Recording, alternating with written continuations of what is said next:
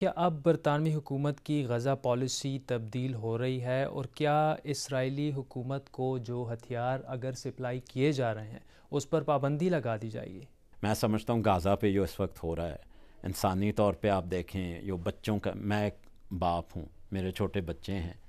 کوئی انسان، کیا وہ عرب ہو یا اسرائیلی ہو، کوئی دنیا کا کوئی فرد، وہ جو جب دیکھے یہ تصویریں آ رہی ہیں کہ بچوں کے اوپر کیا ہو رہا ہے، میں سمجھتا ہوں اسرائیل میں بھی بے شمار ایسے لوگ ہیں جن کے واقعی میں دل صرف دکھتے نہیں، وہ جیسے کہتے ہیں آنسوؤں سے انسان روتا ہے کہ یہ کیا انسانی جو انسانوں کے اوپر ہو رہا ہے، کیوں ہو رہا ہے، اس کو روکا کیسے جائے۔ اور میں سمجھتا ہوں ہر صحیح انسان، ہر سوچ والے کی یہی ہے کہ اس کو روکا جائے، اور وہ چیز رکنی بہت ضروری تھی۔ اور کیا ہمارے وزیر اعظم ڈیوڈ کیمرن، جو ہمارے نئے وزیر خارجہ ہیں فلپ ہیمنڈ، ان نے یہ بات کی ہے۔ جہاں تک سعیدہ کا اپنا نظریہ، سعیدہ وارثی کا اپنا نظریہ تھا، لازمی بات ہے، وہ بھی ایک فارن آفس منسٹر تھیں، وہ چاہتی تھیں یہ بات جو ہے اس کو اٹھایا جائے، اور دونوں جو پارٹیز ہیں اور اسرائیل کو بھی یہ خاص طور پہ بتایا جائے کہ جو آپ کر رہے ہیں وہ غلط ہے، اور فوری طور پہ آپ اس چیز کو ختم کریں۔ بیرونس سعیدہ وارثی غزہ پالیسی میں کیا تبدیلی چاہتی تھی؟ ایسے کون سے نکات تھے برطانوی حکومت کی غزہ پالیسی میں جس سے وہ متفق نہیں تھی؟ کبھی اگر آپ اصل بدل لانا چاہتے ہیں تو آپ کو میز کے ارد گرد بیٹھ کے ہی اصل بدل آتی ہے۔ تو اگر آپ اس میز کو چھوڑ دیں، جو بھی آپ اس وقت بات کر رہے ہیں،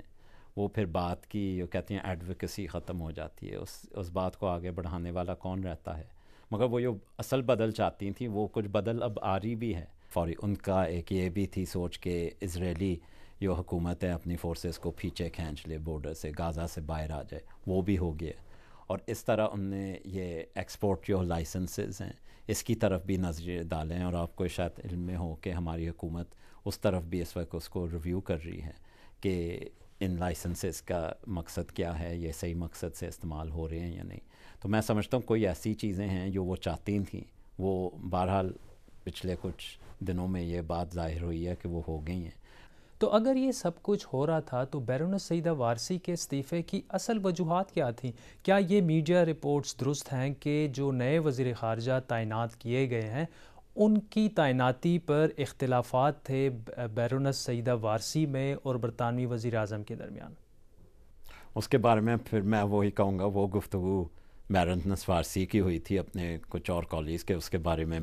نہ جانتا ہوں کہ کوئی اور ایسا ہے۔ ان نے جو فیصلہ کیا ہے وہ ان نے کیا ہے۔ میں سمجھتا ہوں، اور یہ بات میں ان کو کہہ چکا ہوں، کہ ان کا جو فیصلہ تھا ایک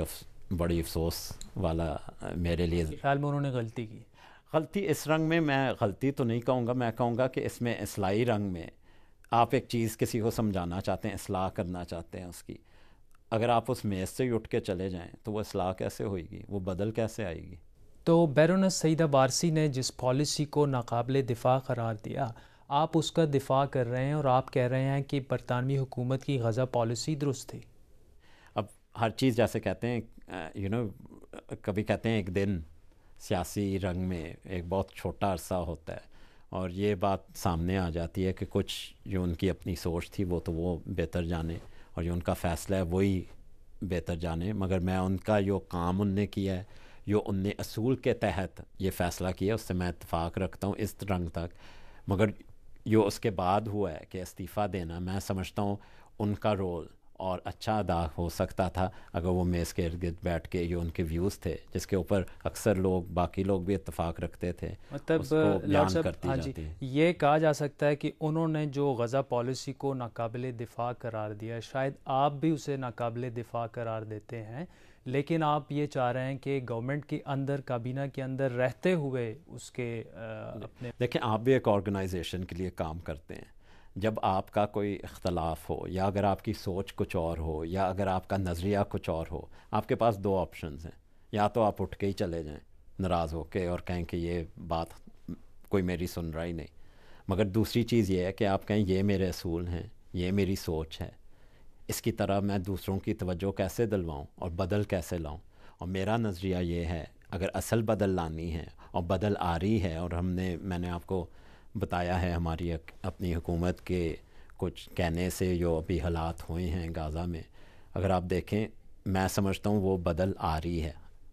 ہنستا آ رہی ہے، اور بہت عرصے سے آنی چاہیے۔ اور ہماری کثرت سے یہ بات ہے اور خود دلی خواہش ہے